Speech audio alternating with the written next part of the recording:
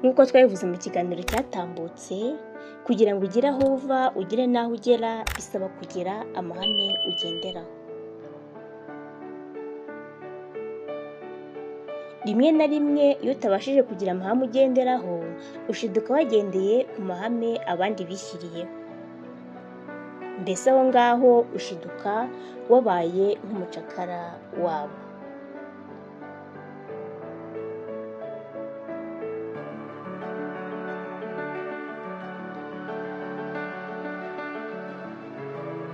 Icyo twamenya ni uko amabanga bamwe mu bakire bagenderaho kugira ngo batere imbere, hafi ya bose ntibashobora kuyavuga. Reka dufate urugero rwa hafi cyane.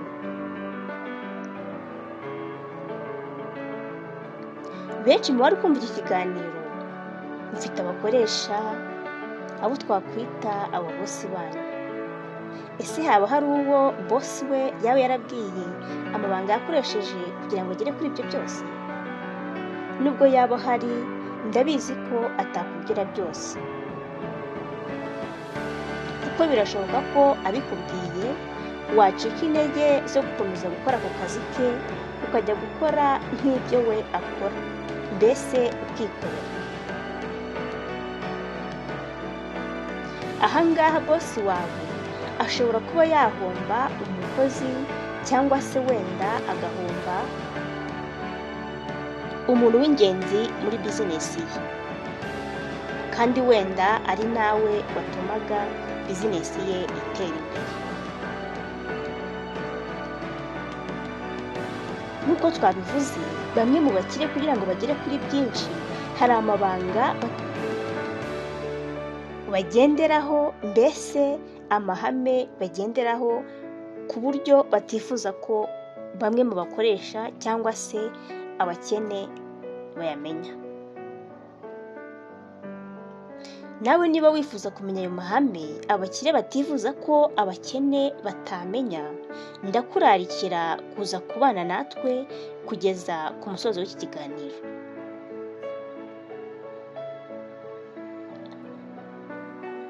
Ndakwibutsa ko gukanda ku nzogera ukaduha subscribe ndetse ukaduha na like, ugasharinga iki kiganiro kuri bagenzi bawe.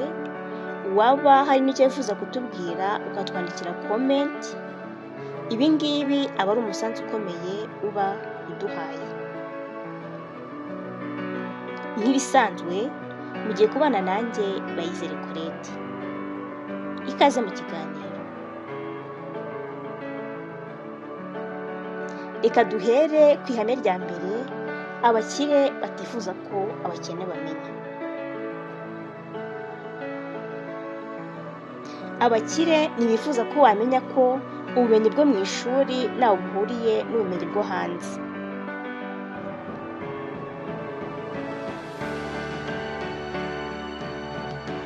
Sinzi niba ibi ngibi ubyumvise neza. Ndabizi wenda hari abahise bibaza bati, none se niba ubumenyi bwo mu ishuri ntaho buhuriye n'ubwo hanze, ubwo ngubwo twaba tujya mu ishuri ngo bitange iki? Ubundi si bwo kwiga byaba bifite umumaro? Ahubwo se twaba twigira iki? Nawe ubyumva gutyo rwose ufite ishingiro. Ushobora kuba wumvise amwe mu magambo umugabo tuzi ukomeye cyane yigeze kuvuga, umugabo witwa Nelson Mandela. Ukaba ariyo mpamvu ugendera kuri ibyo ngibyo, uvuga ko ubumenyi bwo mu ishuri budahwanya agaciro n'ubumenyi bwo hanze. Mbese ukavuga ko ubumenyi bwo mu ishuri aribwo bufite agaciro gakomeye kurenza ubumenyi bwo hanze.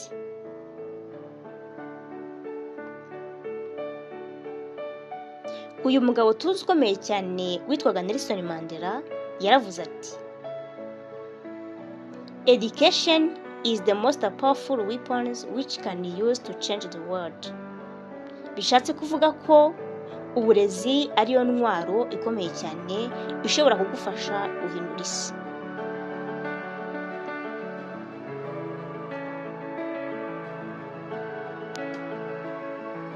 Icyo twamenya ni uko uburezi bwo mu ishuri cyangwa se ubumenyi tuvana mu ishuri budufasha kubona ubumenyi bwo kubona akazi, yewe ukaba wabona akazi keza, akazi kaguhemba amafaranga menshi, ariko kuba wakoresha ubwo bumenyi wavanye mu ishuri ugahinduka umukire mu gihe gitoya aribwo ukoresheje gusa nta bumenyi bwo hanze ufite biragoye.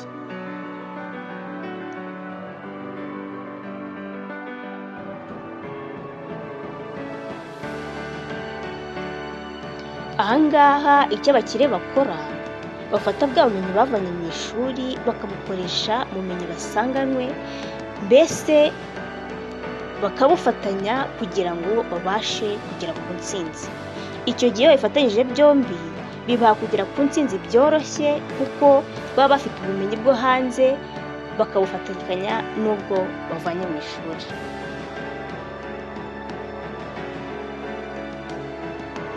Ariko wowe ufite ubumenyi uvanye mu ishuri gusa, mbese nta bumenyi bwo hanze wigeze umenya cyangwa se uzi, bizakugora cyane kugera ku nzozi zawe byihuse. Nibyo kuko urahembwa yewe ukumva ni na menshi, ugashobora kuba wowe n'umuryango wawe mwabaho neza, ariko akenshi abantu nk'aba bategereza umushahara wo ku kwezi birangira amasaziro yabo abaye mabi, mbese ugasanga bahindutse abakene bikomeye bageze mu masaziro yabo. Ibanga rya kabiri abakire batifuza ko abakene bamenya, ni uko bigoye kuba wakizwa n'umushahara. Birazwi, akenshi umushahara ushobora kuba muto ugereranyije n'ibyo usabwa gukora cyangwa se n'ibyo wifuza kugeraho, kuko akenshi no kubona ayo gusevinga bikunze kugorana.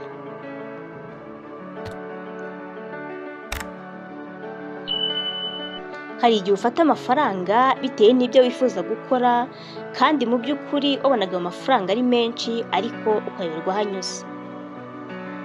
Ibi ngibi biterwa ahanini n'uko ibyo wifuza gukora cyangwa se ibiri bugende muri ayo mafaranga biba ari byinshi kurenza amafaranga winjije. Hari n'ababona gukomeza guhemberwa ku kwezi bibakenesha, bagahitamo kujya kwikorera. Ariko akenshi kuko baba waramenyereye guhemberwa ku kwezi birabagora. Tuzi neza ko iyo ugiye kwikorera inyungu ubona zishobora guhinduka, mbese zihinduka bitewe n'imbaraga washyizemo mu byo uri gukora. Kubera akamenyero rero ko kuba wa muntu yaramenyereye guhemberwa ku kwezi, iyo agiye kwikorera bishobora kumunanira, kubera ko nk'uko tubizi iyo ugiye kwikorera bigusaba gukoresha imbaraga nyinshi, kandi nanone izo mbaraga nyinshi ukazifatikanya no kuba ufite bwa bwenge bwo hanze, mbese bwa bumenyi bwo hanze utavanye mu ishuri. Ibi ngibi rero bikunze kugora ba bantu bavuye ku mushahara bakaza kwikorera, bikarangira n'ubundi bibananiye bagasubira guhemberwa ku mushahara. Ibanga rya gatatu utapfa kubwirwa n'abakire ni uko igihe ari amafaranga. Muri iyi minsi iri jambo dukunze kuryumva, bamwe bavuga bati time is money. Ndizera aha ngaha turi buze kubyumva kimwe. Twese tuzi ko kugira ngo ugire icyo ugeraho ni uko ugira igihe cyawe wigomwa, ugafata igihe cyawe ukagikoresha icyo kigomba gukora. Ibi rero ni nabyo biba ku bantu bari gushakisha ubuzima. Yaba uwikorera igihe cye arakiha akagikoresha uko abishaka, uko yabiteguye, kandi ndetse n'ukorera abandi, mbese ufite uwo yita bosi we afata igihe cye akakimugenera, nawe akamugenera umushahara. Ibi bigaragaza ko wa muntu ukorera abandi atakaza imbaraga nyinshi kandi umushahara we ntiwiyongere, keretse iyo ahawe bonasi, kandi bonasi murabizi ko uyihabwa iyo wakoze mbese wiyushye akuya. Ese wakwibaza ngo hagati y'ufata igihe cye akakiha akikorera ndetse n'ufata igihe cye akakigenera bosi, ninde wunguka?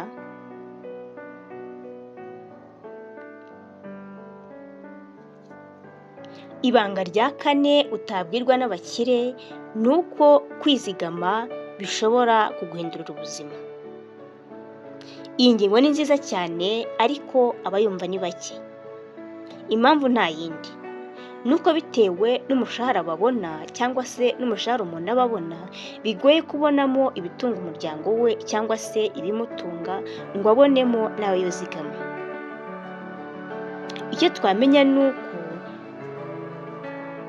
niba wifuza gutera imbere ukagira aho ugera, nakubwira ko kwiyumvisha ko ubona amafaranga makeya, mbese utabasha gusevinga binyuze muri ayo mafaranga wabonye, ibyo ngibyo atari byo rwose. Wabyumvise neza rwose, si byo. Kuko niba wibuka neza ikiganiro twanyujije kuri iyi channel cyitwa inama zagufasha guhindura ubuzima, twayivuzeho neza cyane. Twavuze ko umushahara wawe ubonye uko waba ungana kose, ugomba kubanza ukihemba 10%, ubundi ugakoresha 90% asigaye.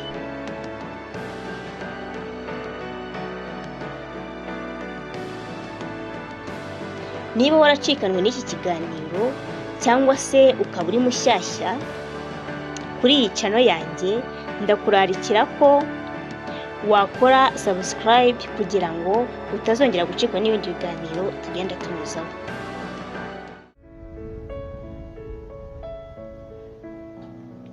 Reka dukomeze n'ikiganiro cyacu.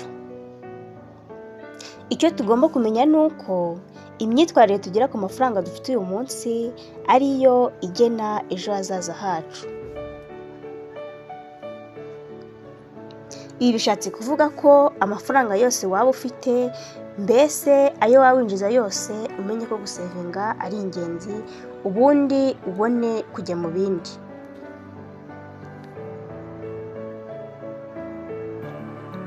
Iri hame abakire bararyumva neza kandi bazi neza ko gusevinga ari ingenzi, kuko bituma babona amafaranga yo gushyira mu ishoramari ryabo.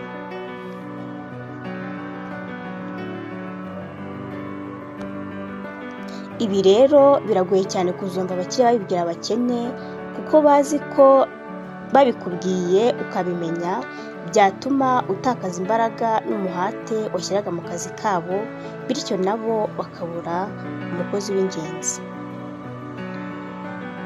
Ibanga rya gatanu utapfa kumvana abakire ni uko kugira ngo ubashe kuba successful cyangwa se ubashe kugira ibyo ugeraho, bisaba gukora cyane, mbese ugakorana umuhate, ugahozaho ndetse ukanihangana.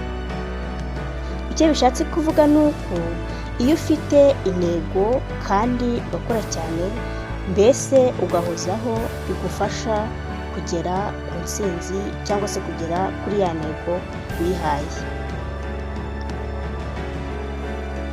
Icyo twamenya ni uko kugira ngo ubashe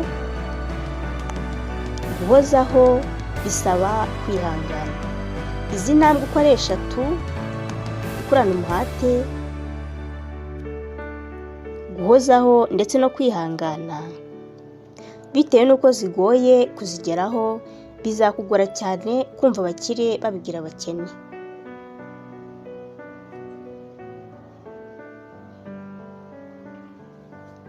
Ibanga rya 6 utazumva abakire babwira abakene ni uko gukora cyane ntaho bihuriye no kugera ku ntsinzi. Iri banga bizakugora cyane kumva abakire baribwira abakene. Ibi ngibi abenshi banabyibazaho cyane, bakibaza ukuntu bakora cyane bakihangana, yewe wanareba neza ugasanga uwo muntu mu byo akora byose afitemo discipline nziza, ariko ukibaza ngo kuki ntatera imbere, kuki ntagera ku ntsinzi. Icyo nakubwira ni uko wareba neza niba hari ibyo mu byo ukora udakora neza, ibyo bikaba ari byo bituma utabasha kugera ku ntsinzi. Ibanga rya karindwi utazumvana abakire baribwira abakene ni uko amafaranga menshi abaho. Isi yose uhereye ku mwana ukageza ku mukuru, umukene kugeza ku mukire, usanga intera ari imwe. Tuvuga tuti amafaranga yarabuze, ahubwo se yabonetse ryari? Iki kibazo nicyo gituma ndetse nacyo gishyira kikanagumisha abantu benshi mu bukene, ku buryo bumva ko nta n'icyo bakora ngo bahindure ubuzima bwabo, mbese babashe kugera ku ntsinzi, kuko bumva ko uko bisa kose amafaranga yabuze, yewe nta n'igihe azanaboneka. Ibi rero bitewe n'uko abakire bazi ko muri iyi si harimo amafaranga menshi, kandi bazi ko muri ayo ngayo menshi harimo n'ayabo, nibyo bituma bakora cyane kugira ngo babashe kubona ayo mafaranga.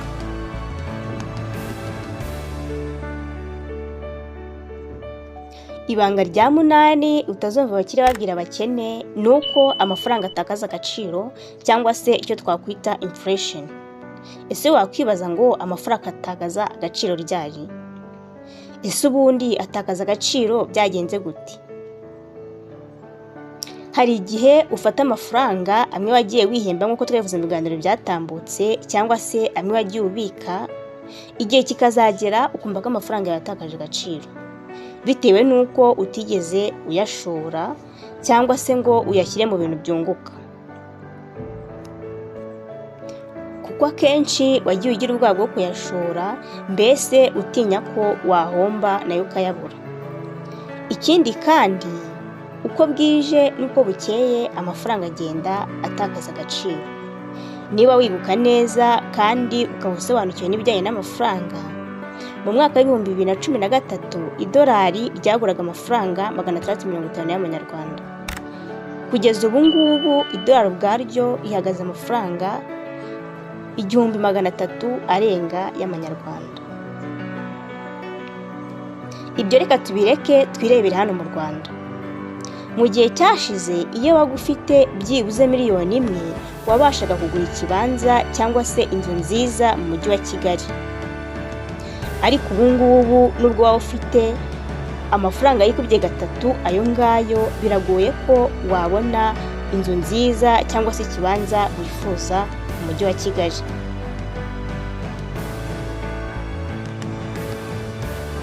Ibi rero nibyo abakire barusha abakene, aho amafaranga yabo bayabika mu bikorwa byunguka kandi bidahomba, mbese ibikorwa biramba. Bafata amafaranga yabo bakayashora mu bibanza cyangwa se bakaguramo inzu zikodeshwa, ibyo bikazabafasha mu masaziro yabo. Naho abakene babika amafaranga yabo mu mifuka, kuko benshi baba batinya guhomba. Ibanga rya 9 utazumva abakire babwira abakene ni uko amafaranga yagukorera. Niba warumvise neza ikiganiro nashyizeho mu minsi yatambutse, wumvise neza agaciro ko gukorerwa n'amafaranga, aho kuyakorera ngo uhinduke umucakara wayo. Niba uri mushya kuri iyi channel cyangwa se ukaba waracikanywe n'icyo kiganiro, ndakurarikira kuza kureba muri description y'iki kiganiro kugira ngo ubashe kuba nawe wakumva icyo kiganiro, kuko uraza kuhasanga link yacyo ubashe kucyumva. Ahangaha bitewe n'uko abakire bazi imbaraga bisaba ngo ugere ku mafaranga, ntago bapfa kubibwira abakene cyangwa se abantu babaca intege. Ese waba wibaza uko amafaranga yagukorera? Biroroshye cyane rwose ko nawe watangira gukorerwa n'amafaranga, aho kuyakorera ngo ube umucakara wayo, n'utwo ubonye tube inica n'ikize, mbese tubone warushye. Icyo abakire barusha abandi bose ni ukumenya ihame neza. bafata amafaranga yabo bakayashora mu bintu byunguka, ubundi amafaranga agatangira kubaho nk'umusenyi, mbese akaba menshi.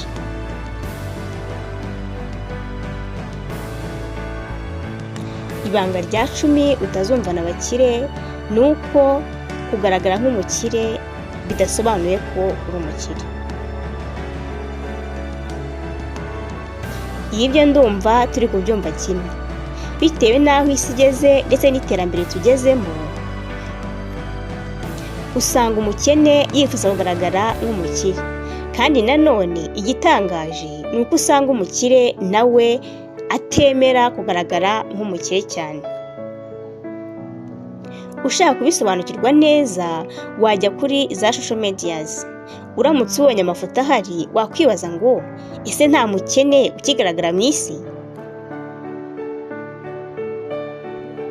Ibi ngibi akenshi na kenshi bikorwa n'urubyiruko.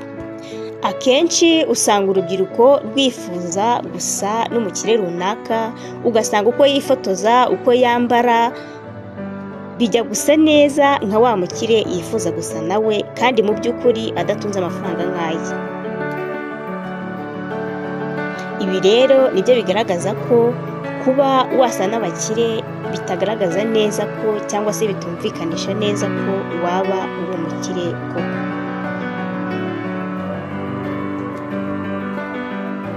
Ikiganiro cyacu nanga kirangiriye. Ndagushimiye wowe uhitamo kubana natwe umunsi ku wundi. Reka mbibutse ko twareberaga hamwe amahame 10 abakire batifuza ko wamenya. Ndagushimiye.